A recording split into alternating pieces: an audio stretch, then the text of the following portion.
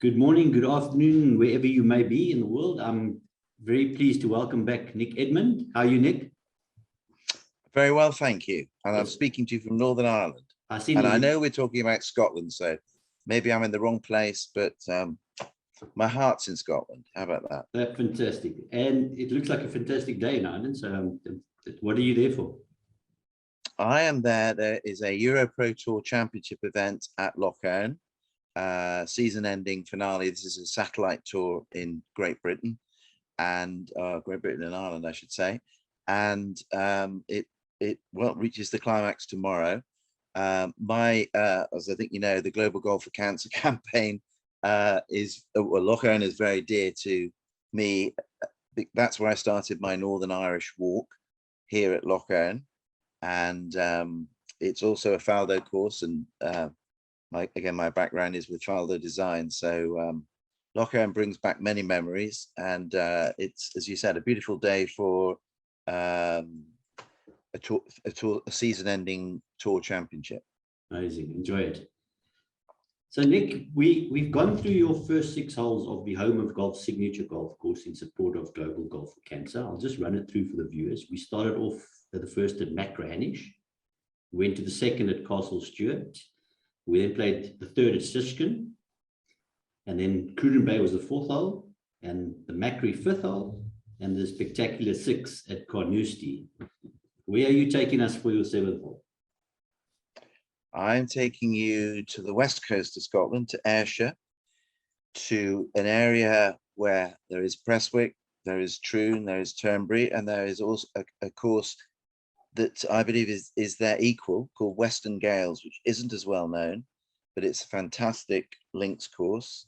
As I say, very, very close to certainly to Troon and Prestwick. Turnberry's a little further down the coast. But the terrain is, well, it's classic links terrain, right by the sea. You get plenty of sea views as well. You get the blind shots, you get the humps and bumps, you get everything that links golf is famous and wonderful for. So, and the 7th hole, to me, the par 3 7th, is the best hole at Western Gales. It's the sea is the tee. You tee off with the sea immediately to your right. You have a long carry over classic links land rough to a green that sort of sits in a bit of an amphitheatre, bit of a sort of a background of dunes, plenty of bunkers. There should be 7, but there's only 6. But it's a magnificent 7th for sure. Sounds fantastic. I mean, just that whole coastline, as you talk, the steam golf courses that are there, it's absolutely amazing.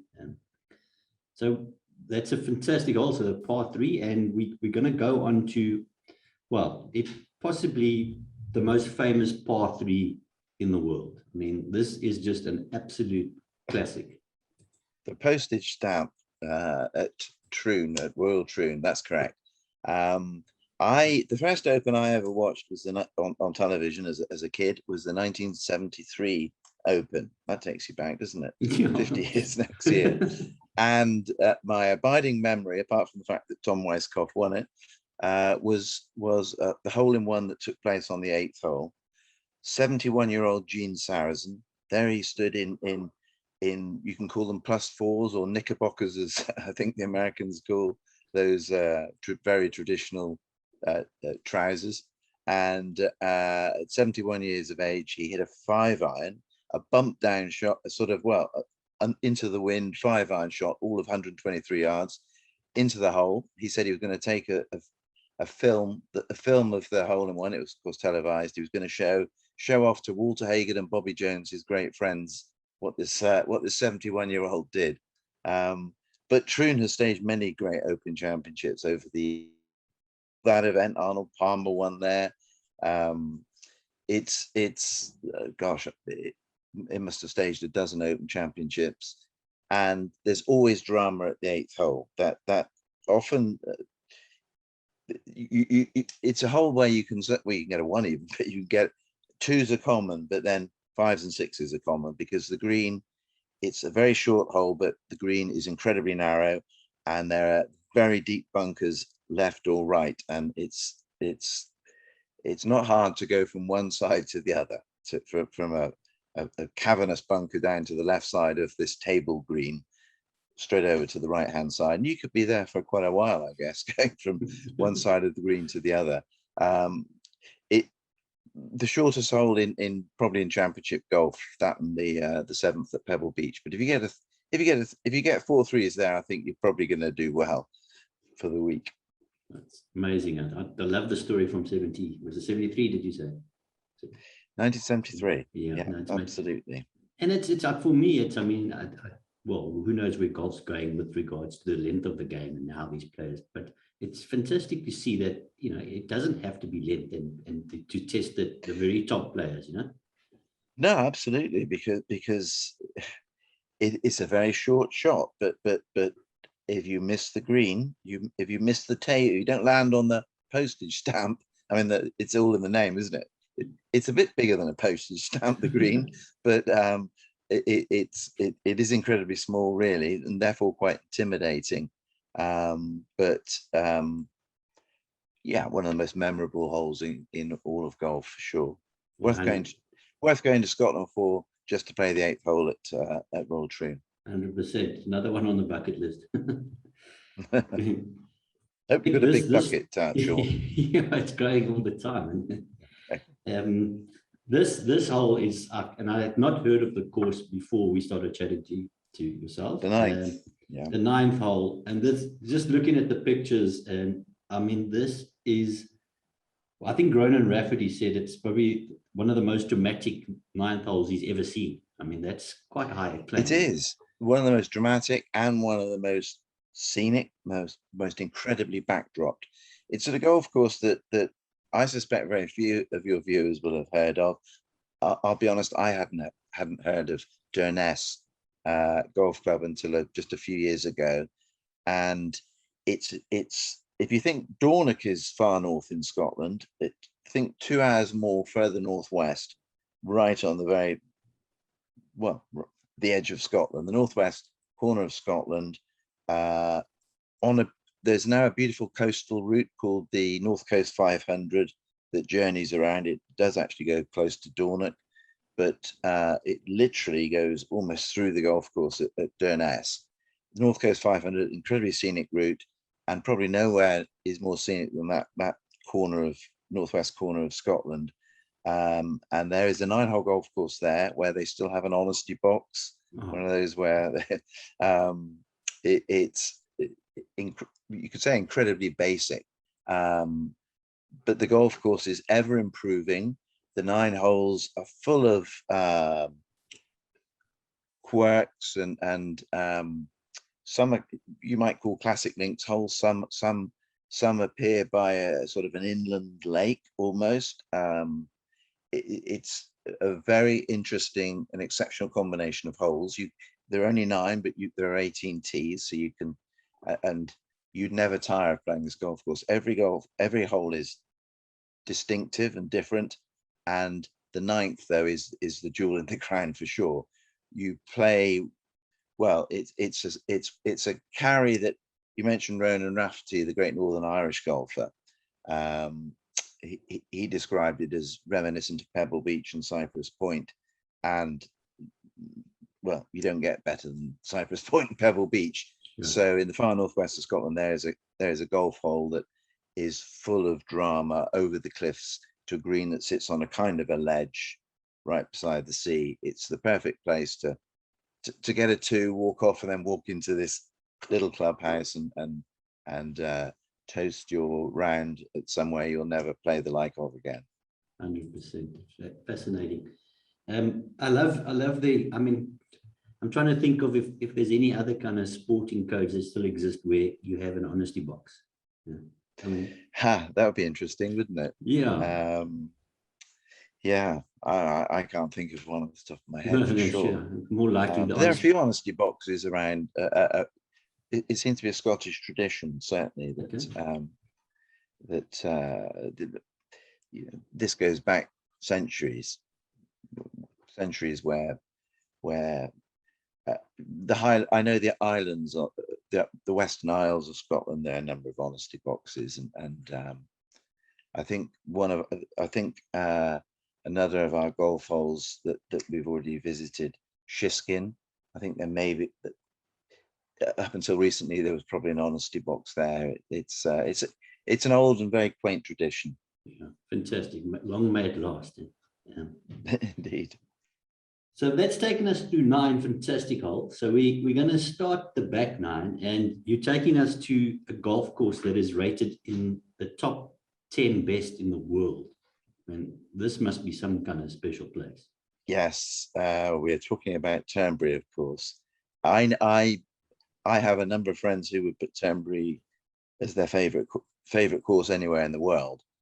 It's the combination of, well, the scenery is spectacular. The golf course itself is as good a golf course as you could get. It's not as dramatic in terms of the dunescape. We're not talking wild dunes like a Ballybunion, for instance. But we are talking about classic links golf right beside the ocean, with a number of golf holes where you're almost bringing the ocean into play. It has an iconic lighthouse, of course, with an old ancient castle next to it, Robert the Bruce Castle, which I think is 13th century. The Scots will shoot me if I've got that wrong, of course. You might have to edit that. Sorry. Turnberry, there's sort of 6 or 7 very good holes, and then suddenly you hit this stretch around the turn of otherworldly holes that in the same way, I suppose, that Pebble Beach has 6 very good opening holes, but then from that amazing par 3 7th, all the way into the middle of the back 9, you are again right by the ocean. The parallels between Turnberry and Pebble Beach are quite extraordinary, actually. Obviously, both are on the West Coast. Both have featured a Nicklaus versus Watson duel. Turnberry in 1977, the duel in the sun, and Pebble Beach was the 1982 US Open, where Tom Watson chipped in. Tom Watson got the better of Jack Nicklaus in both of those duels, and I don't think there's probably anybody else alive who can say that. Turnberry is the Pebble Beach of the UK, and you could also say Pebble Beach is the Turnberry of America. I mean, they're both absolutely, to me, top 10 golf courses in the world. Well, we don't want to just touch on, and I love the names the Scots have given. So the 10th hole that you chose at Turnberry, they call it in Dinna Fouter, and his Scottish accent needs a little bit of working on. It's probably about as bad as mine. Dinna Fouter, is it? Dinna Fouter. Which means something like don't mess with it, don't mess around, don't mess with it. You don't mess with the 10th. It's recently become a par 5 from being a brutally tough par 4. There have been some significant changes about a decade ago by Martin Ebert, very, very good golf architect, who turned that, well, he improved a lot of the golf. He improved all of the golf course, in my opinion.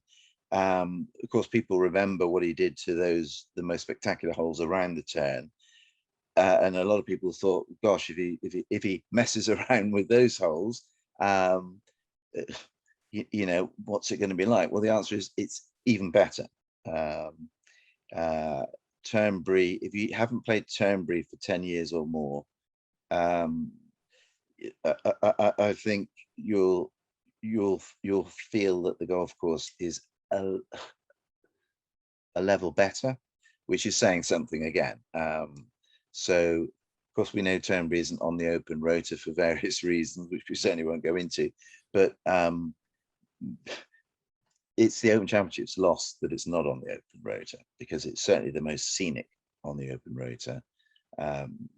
Portrush may be up with it, but it's, as I say, it's got an incredible atmosphere about Turnberry, and no, you don't mess with the 10th. Going back to our 10th hole, it's a par 5 with the sea all the way down the left. It now there's more of a curve feel to it. Of course, the drive is a bit of a risk reward drive now, where you need to cut off a bit of the ocean. There's that famous bunker, I think it's called the donut bunker, short of the green, actually a good bit short of the green. It's full of features, full of drama, and very worthy of a 10th in any eclectic 18, I feel. Amazing choice. Nick, I wonder if I'm just trying to get you a little more central to the screen. I know, sorry. Yeah, that's it. That's, yeah. Don't sorry. slouch. Yeah, you were. That's what you mean. Just slightly disappearing at the screen there. Okay, let me just, yeah. All right, Nick, yeah, Turnberry sounds absolutely phenomenal. So we're going from one, well, very tough hole to, well, let me just quote Mr. Nicholas here. And Mr. Nicholas said it's probably the most dangerous hole in golf. And probably the main reason behind that is in the 62 Open, he took a 10 at the 11th at Royal Troon. It looks a real... Jack Nicklaus did, yeah. Took a 10 at the 11th at Royal Troon, gosh. Yeah. I should know that, but that's certainly one of the two or three greatest golfers of all time. Took a 10, wow. The railway hole at Troon, well, it doesn't take prisoners, that's for sure. It's I think one of the toughest par fours in championship golf. We've gone from the 10th at Turnberry, which is one of the most scenic and has the sea all down the left-hand side. What makes the 11th at Royal Troon is a railway line all down the right-hand side. You've also got on the left-hand side, you've got some pretty thick gorse bushes, or wind bushes, as the Scots would say. And so if you're a right-hander and you hook the ball, you probably end up in the gorse. If you hit a slice, you could be on a railway line heading down towards Prestwick. That's the same railway line. I mentioned Prestwick. That is the same railway line that does threaten and border and threaten the opening hole at Prestwick. It's, I don't know, 2 or 3 or 4 stops down the line. Probably not 4, because Prestwick is almost adjacent to Royal Troon as a golf links. I think there is some annual tournament they play at Prestwick and Troon, the members, where they play 9 holes at Prestwick and 9 holes at Troon. I'd see some of the members clambering over the fence or the bushes, the dunes to get from one course to the other. That would be fun. But that railway line, as I say, features on the opening hole at Prestwick, and it absolutely makes the 11th a very intimidating par 4 at Royal Troon. Excellent. Just ask Jack Nicklaus. Well, I'm trying to get hold of him. He's not taking my calls right now. Well, he doesn't want to talk about the 10. Apparently no, he doesn't. We'll forgive him this one. So I'm sure he's got some many more highlights he would possibly want to talk to us about. Absolutely. Yeah. So the 12th, this kind of has featured in a couple of the series we've done so far. So it's the Carl Phillips design, and it's some people it's been classified, the actual Kingsbarns, as one of the greatest modern day links. I mean, how does Kingsbarns feature to you for a Yes, certainly of the modern links courses, Kingsbarns and Castle Stewart probably stand out as the best two. I do like Machrihanish Dunes, which is a neighbour, obviously, to Machrihanish. I think a very underrated links course, not as well known as Kingsbarns and Castle Stewart, but those two are phenomenal. Hard to separate the two in terms of quality, but very different. I mean, what Carl Phillips has created at Kingsbarns is a phenomenal achievement, in as much as it wasn't really a linked site. It was the sand and the dunes, if you like, were brought in or created. Dunes were created. You wouldn't know that if you went there. It's only a 20-year-old links course.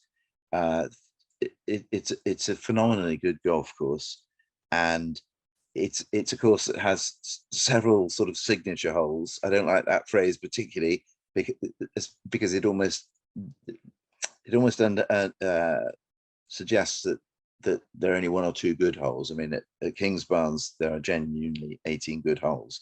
The 12th is certainly an exceptional hole. It's a par 5 that again, we've got a bit like the 10th at Turnberry. We've got water all the way down the left-hand side of a par 5, but they don't look similar. They're both beautiful golf holes. The green sighting of the 12th is what makes it to me, because it juts out. It's almost like it's on its own little peninsula. The green is, so it's got a bit more of a C shape to this hole. Certainly you feel that when you're playing your approach to the green. You're often hitting over water,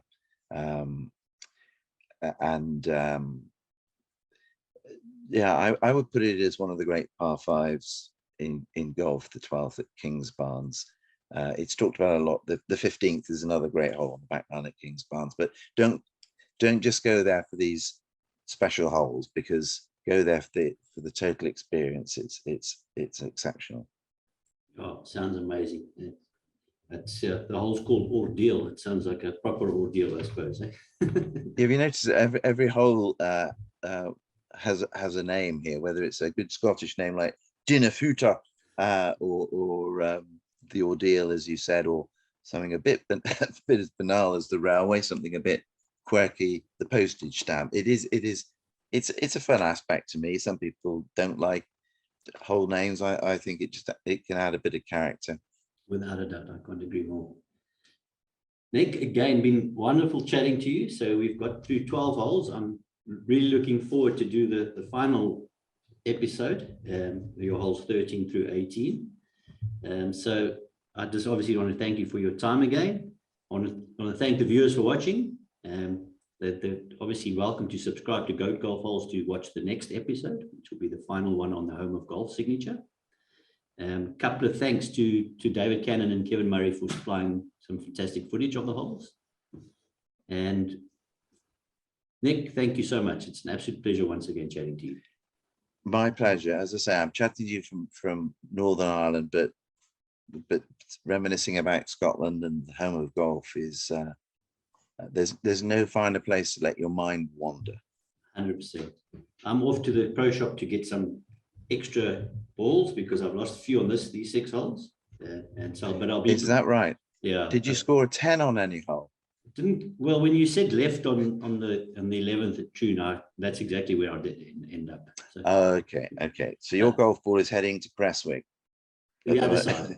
If you hit it on the railway line, it's probably may have found its way to Prestwick. Anyway, lovely talking to you, Sean. Always a pleasure, Nick. And you enjoy the rest of the tournament in Ireland, and then we will chat soon. Certainly. Thank you very much. Thank you. Look forward to seeing all the viewers again.